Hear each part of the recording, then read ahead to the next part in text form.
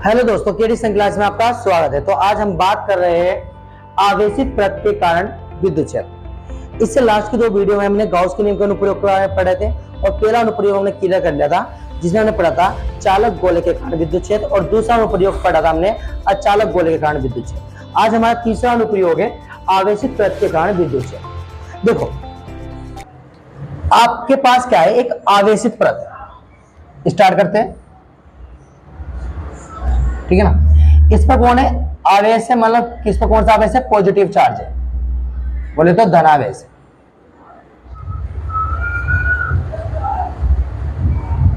ये इसकी सतह पर एक समान रूप से क्या है, वितरित है। अब जैसे मान लीजिए आपके पास ये सतह है, सुनो ये सतह है। अब इसकी एक सतह पर आपने क्या मान लिया, धनावेश मान लिया, तो इसकी दूसरी सतह पर भी क्या है, आपका धनावेश है। मतलब इधर भी आपका धनावेश और आपका इधर भी क्या आपका धनावेश, दोनों तरफ आपका धनावेश है। इस आवेशित चादर के कारण, जैसे आपके पास इसको पॉजिटिव चार्ज दे दिया, इधर पॉजिटिव चार्ज दे दिया, इस आवेशित चादर के कारण आपको क्या देखना है, विद्युत क्षेत्र चेक करना है, विद्युत क्षेत्र कितना करना है। और वो जो चादर है वो अनंत विस्तार चादर है।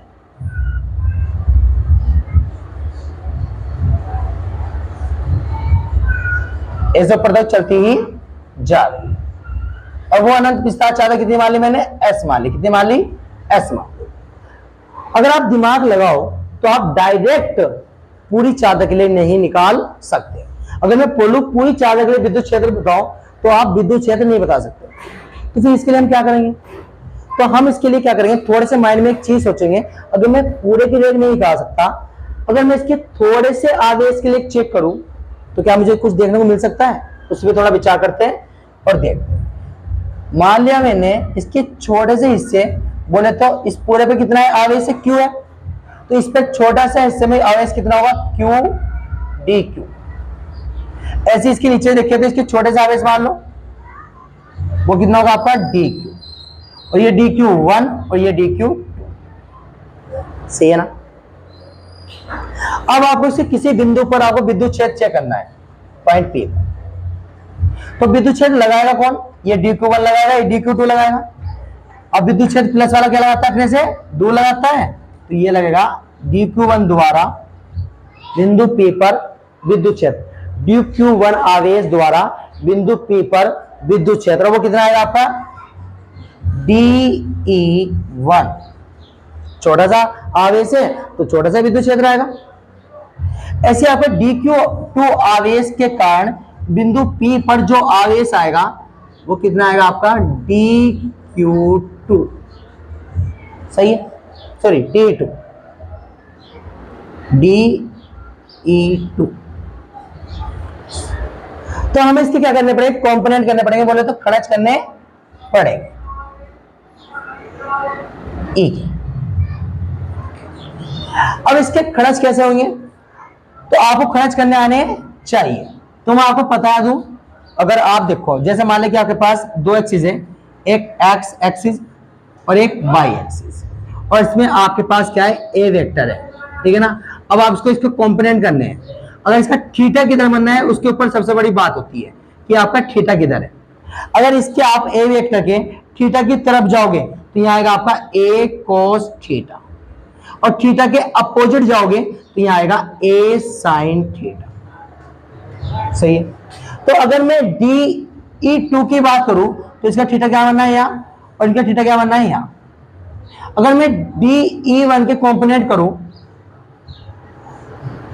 तो यहाँ आएगा आपका ed2 cos थीटा, क्योंकि थीटा की तरफ जाता है cos, और इसको थीटा के विपरीत लेके जाऊं तो यहाँ आएगा आपका ed1 sorry d2 sine theta. सही है ना। इसी प्रकार में अगर इसके कंपोनेंट करूं ed1 के, और इसको थीटा की तरफ जाऊं तो यहाँ आएगा ed1 cos थीटा, और इसको थीटा के अपोजिट लेके जाऊं तो यहाँ आएगा ed1 साइन थीटा। सही है। अगर आप दिमाग लगाओ तो ed2 साइन थीटा और de1 साइन थीटा क्या है, एक दूसरे के अपोजिट डायरेक्शन में। और जब ये एक दूसरे के अपोजिट डायरेक्शन में, विपरीत दिशा में, तो ये एक दूसरे को क्या कर देंगे, निरस्त कर देंगे। मतलब E D two sine theta और D E one sine theta, sorry D E two sine theta और D E one sine theta एक दूसरे क्या कर देंगे, निरस्त कर देंगे। और जो परिणामी विद्युत क्षेत्र देखने को मिलेगा वो कौन सा देखने को मिलेगा, ये सामने सामने वाला, बोले तो E D two cos theta वाला और E D one cos theta वाला। यानी ऊपर वाला विद्युत क्षेत्र, नीचे वाले ऊपर वाला जो आवेश का जो विद्युत क्षेत्र है और नीचे वाले आवेश का जो विद्युत क्षेत्र है वे एक दूसरे को क्या कर देंगे, निरस्त कर देंगे। और जो परिणामी विद्युत क्षेत्र देखने को मिलेगा वो देखने को मिलेगा आपको ये वाला बीच वाला। बस इसी के बारे में हम क्या करेंगे भैया, बात करेंगे कि इसके द्वारा आपको बिंदु P पर कितना विद्युत क्षेत्र देखने को मिलेगा। आओ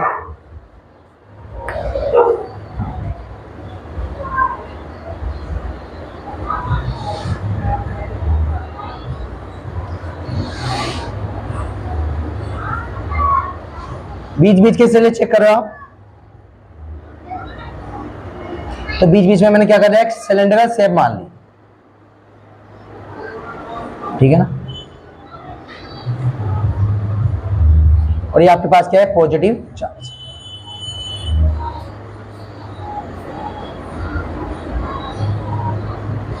ये सब आपके पास क्या है, पॉजिटिव चार्ज।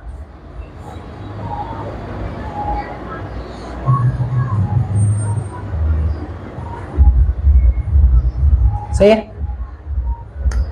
अब जो ये आपके पास क्या है, बेलनाकार पृष्ठ है। अब इसके सामने विद्युत क्षेत्र कहां कहां देखने को मिलता है, थोड़ा इस पर विचार करते हैं। अगर आपको नॉलेज की बात बता दूं तो ये आपका वक्रीय है, इसे आप वक्रीय बोलते हो, वक्रीय भाग 1, और ये आपका क्या हो जाएगा, वक्रीय भाग 2 हो जाएगा।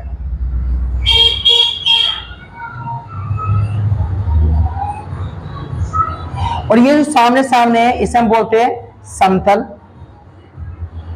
ये समतल 1 हो जाएगा, तो ये समतल 2 हो जाएगा। सही है, पक्का।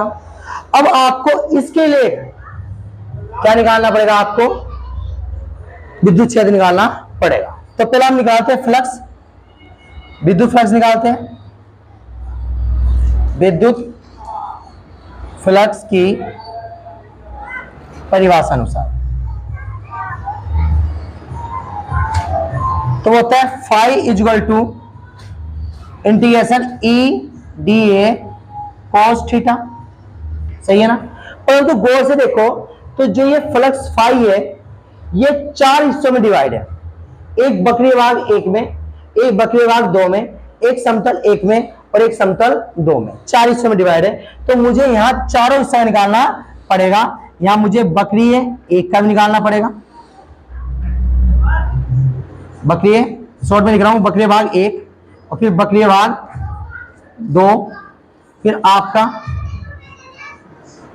समझ जाना, फिर आप समतल 1 और समतल 2, इन चारों में निकालना पड़ेगा। अगर इसको डिटेल से लिखूं तो यहां हो जाएगा आपका वक्रीय भाग 1, वक्रीय भाग 1, और यहां आ जाएगा आपका E1 DA cos थीटा। सही है। अगर दूसरे के लिए एक बात करें तो ये हो जाए आपका वक्रीय भाग 2, तो यहां आ जाए आपका E2 DA cos थीटा। सही है ना। अगर आप तीसरे के लिए चेक करो समतल के लिए तो यहां आ जाएगा E3 DA, किसकी जगह, समतल के बाद समतल A, EDA cos थीटा। सही है। अगर आप किस लिए चेक करो, समतल 2 के लिए चेक करो तो यहां आएगा आपका integration E4 DA cos theta, और यहां आ जाएगा आपका समतल। सही है। अब आपको सबके लिए DA और cos थीटा और इनका पता होना चाहिए। तो वक्रीय भाग 1 की बात करें तो वक्रीय भाग कौन सा है आपका, A। ये बात समझ में आ रही है। अब इसमें अगर हम चेक करें थीटा किधर को है तो आपका विद्युत क्षेत्र तो आपका ऐसे रहेगा प्लस से अपनी दूर, तो विद्युत क्षेत्र की डायरेक्शन तो आपकी ऐसे रहने वाली है। परंतु अगर आप थीटा के चेक करोगे तो आपको क्षेत्रफल सदिश रखना पड़ेगा, उस सतह के ऊपर क्षेत्रफल सदिश रखना पड़ेगा। तो अगर मैं यहाँ डीए वेक्टर रखूं तो ये डीए वेक्टर कैसे रखा जाएगा, ऐसे रखा जाएगा, इसका लंबवत ऐसे। तो यहाँ थीटा कितना हो जाएगा आपका 90 डिग्री। सही है। किसकी बात कर रहा है, मैं वक्र की बात कर रहा हूं। जब मैं समतल की बात कर रहा हूं तो क्षेत्रफल सदिश कैसे रखा जाएगा, इस सतह के लंबवत। अब इस सतह कैसे ऐसे गोल है, इस सतह के लंबवत कैसे रखा जाएगा, ऐसे रखा जाएगा। वक्र के ऊपर ऐसे रखा जा रहा था, तो समतल के ऊपर कैसे रखा जाएगा, ऐसे रखा जाएगा। मतलब डीए भी आपका कितना इधर को होगा, इधर भी होगा। तो यहाँ थीटा कितना बनेगा आपका 0 डिग्री। सही है। इसी केस में अगर मैं देखूं तो विद्युत क्षेत्र आपका ऐसे रहेगा। तो जब आप डीए वेक्टर रखोगे, इसके क्षेत्रफल सदिश के लंबवत रखोगे, तो थीटा कितना बनेगा आपका 90 डिग्री। और जब इस केस में बात करोगे तो इसमें आप थीटा को इसके लंबवत रखोगे, जैसे सतह है भाई, इस सतह का लंबवत कैसे रखोगे, इस टाइप से लंबवत रखोगे। तो विद्युत क्षेत्र भी ऐसे ही है और आपका क्षेत्रफल सदिश भी ऐसी है। तो थीटा कितना आएगा इस केस में 0 डिग्री। तो इस केस में थीटा कितना आएगा आपका 0। ठीक है। सब पे विचार करते हैं, थीटा मान रखते हैं और चेक करते हैं। फाइव इक्वल टू वक्रीय भाग 1 बोले तो E1 DA कोस वक्रीय भाग 1 में, वक्रीय भाग में थीटा कितना है 90, तो कोस 90। ठीक है। प्लस इंटीग्रेशन वक्रीय भाग 2, तो यहाँ जाए आपका E2 DA cos theta, theta कितना वक्रीय भाग 2 में 90, तो यहाँ जाएगा 90। सही है। प्लस E समतल 1, तो यहाँ हो जाए E3 DA कोस थीटा, समतल 1 में थीटा कितना है आपका 0 डिग्री। तो प्लस का E4 DA कोस, समतल किसमें चेक करो 4 में, समतल 4 में। तो थीटा कितना है समतल 4 में, सॉरी समतल 1 समतल 2, समतल 1 समतल 2 ही माना जाएगा, सॉरी ठीक है ना, समतल 2 करो यहाँ। तो समतल 2 में थीटा कितना है आपका 0 डिग्री। सही है। यहां तक अभी वो कष्ट का नहीं होगी। चलो अब थीटा के मान चेक करते हैं। कोस 90 की वैल्यू कितनी होती है 0 और कोस 0 की वैल्यू होती है 1। इसके लिए पहले मैं ये रख करता हूं, फिर इसकी वैल्यू देखते हैं। हाँ दोस्तों, अब चेक करते हैं कि कोस 90 वैल्यू आपको पता होना चाहिए। कोस 90 की वैल्यू होती है आपके पास 0 और कोस 0 की वैल्यू होती है 1। तो यहां चलो चेक करो।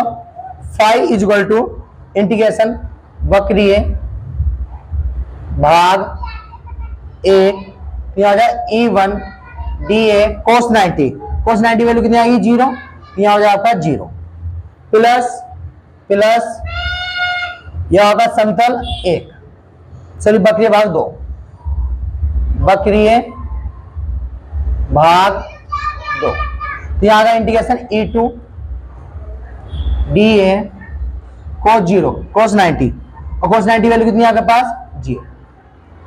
सही है। यहां चेक करो, प्लस का इंटीग्रेशन समतल 1 में,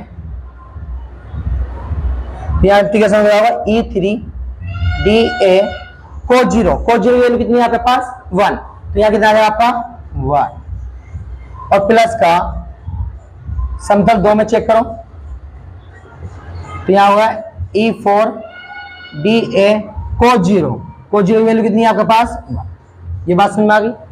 तो यही कहना मतलब अगर हम बात करें तो यहाँ 0 से मल्टीप्लाई करेंगे तो 0 हो जाएगा, यहाँ 0 से मल्टीप्लाई 0 आ जाएगा, परंतु आपको समतल 1 और समतल 2 का ही आपको विद्युत क्षेत्र देखने को मिलेगा, मतलब ये वाला हिस्सा और ये वाला हिस्सा का विद्युत क्षेत्र देखने को मिलेगा। तो चेक करते हैं। 5 इज इक्वल टू 0 हो जाएगा, इसका भी 0 आ जाएगा, तो यहाँ आ जाएगा आपका वक्रीय भाग 2 बोले तो E2 DA sorry E3 DA, और प्लस का गंदी बात, यहां चेक करो समतल 1 का आएगा और यहां समतल 2, E4D, ठीक है ना। अब अगर आपको बता दें जितना E3 है उतना E4 है, तो आप E3 बराबर E4 कर सकते हो। E3 बराबर E4 किसके बराबर होगा, E के।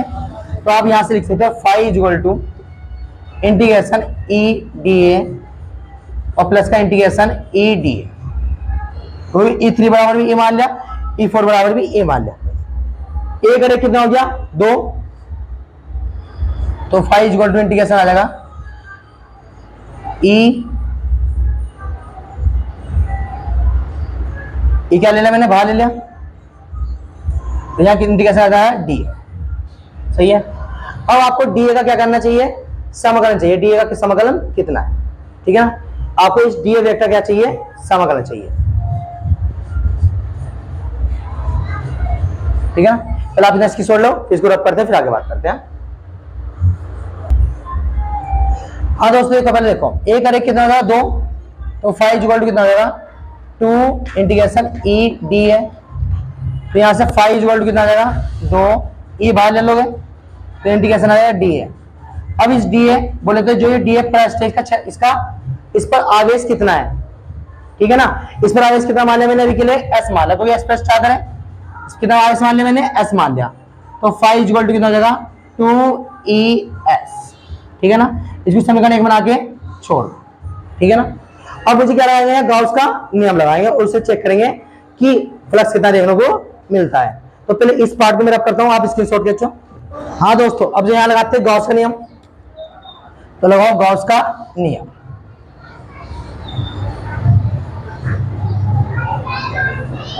क्या होता है आपका phi equal to sigma Q upon epsilon. अब आपको यहां सिग्मा क्यू की वैल्यू चाहिए कि आपके पास यहां सिग्मा क्यू की वैल्यू कितनी है। अगर मैं पूछूं सिग्मा क्यू क्या है, सिग्मा क्यू ये है कि सिग्मा क्यू क्या है, सिग्मा क्यू ये है कि एस विस्तार चादर पर आवेश, ये तो है आपका सिग्मा क्यू। ये कितना है, बड़ी बात आ गई। मैं पूछता डायरेक्ट पूछ रहा हूं कि मुझे 100 पेन की कीमत बताओ, तो तुम बता पाओगे नहीं। अगर मुझे इसके एकांक घनत्व पर आवेश पता चल जाए कि अनंत विस्तार चादर के एकांक घनत्व पर कितना आवेश है, उससे इसकी क्या कर दो, मल्टीप्लाई कर दो और सिग्मा क्यू निकल जाएगा, सिंपल सा। तो मैंने मान लिया कि माना अनंत विस्तार चादर के एकांक घनत्व पर आवेश, जो मैंने मान लिया कितना मान लिया मैंने, म्यू मान लिया, कितना मान लिया म्यू।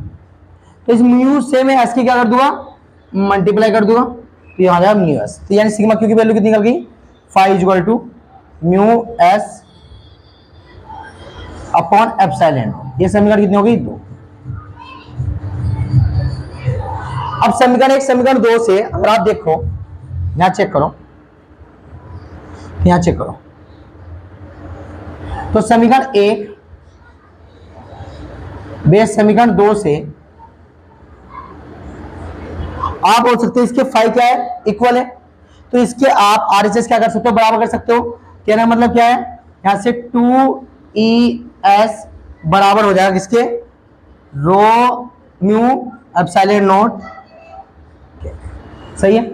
ऐसे एस कटा, यहां से आ गया E इक्वल टू, ये मल्टीप्लाई में जाके डिवाइड में, तो ये आ गया आपका 2 एप्सिलॉन नॉट। तो आपको इतना विद्युत क्षेत्र देखने को मिलता है, किसी कारण अनंत विस्तार चादर के कारण, ठीक है ना। तो हम नेक्स्ट वीडियो में पढ़ेंगे इसका नेक्स्ट वीडियो। तो मिलते हैं नेक्स्ट वीडियो।